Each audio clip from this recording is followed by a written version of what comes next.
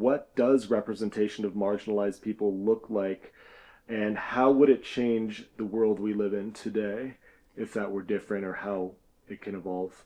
Right. Well, I mean, it looks all different ways, of course, and so let's talk about some of those ways. So, one of those ways on a community level is that the most dangerous place for queer folks in Africa is in informal settlements or the poorest areas, whether it's in Nairobi or in Cape Town or Johannesburg or Kampala. It's the poorest areas.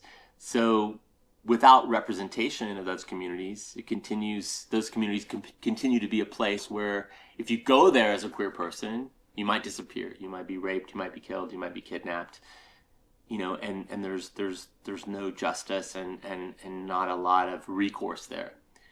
So representation in that context looks like our community going in and feeding people consistently, feeding children, and being there as an advocate and a support for the community. That representation makes those communities safer in a very concrete way and allows people that live in those communities to come out and allows those communities to be safe for queer people when they move through them. And often, because queer community members are ostracized, those are the communities they can afford to live in.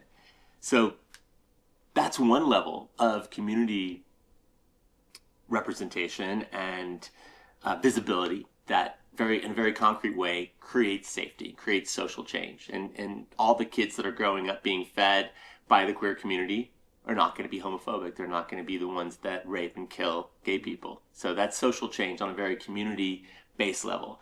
From a more traditional standpoint, as people graduate the Dream Academy, they feel the confidence to go and speak directly to the UN. They work with Parliament. They organize demonstrations. They run organizations. They organize prides, and they, like we have an example of Athens Pride, which had 0 people of color when we started Safe Place Greece, and our leader, who is a refugee from Cameroon who migrated to Greece, who was terrified of public speaking, was on the main stage for the last 2 years in the Pride, which is now a much more diverse Pride, and was also the only person of color when gay marriage was legalized and the Prime Minister had a signing ceremony. So I think that kind of representation is what we want to see.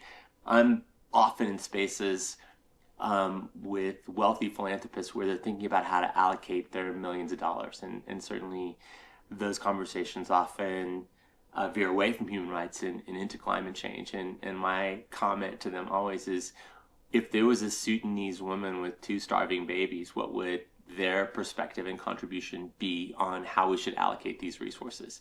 So I think the more that we have marginalized people who are on the front lines of climate change and the front lines of human rights violations at the tables where allocation decisions are being made, where policy decisions are being made, where all kinds of governmental policy is being developed, the better for everyone, because they not only have a view for their own personal experience and the experience of their community, but just of equity in general.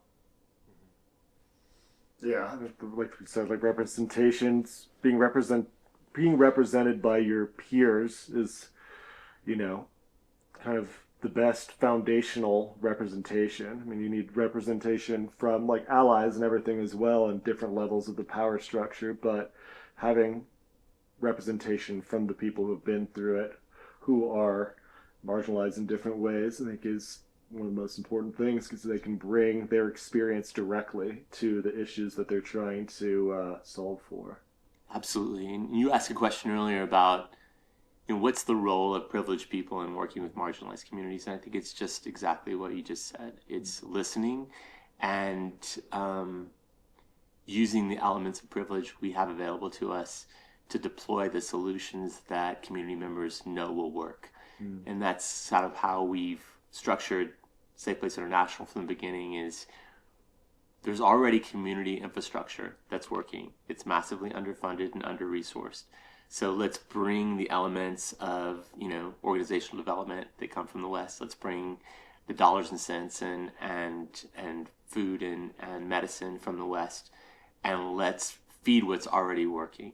So I think like what we can know is that the more we listen and the more we work in deep partnership and let communities drive their own solutions, the more sustainable those solutions will be. Absolutely. Really well said.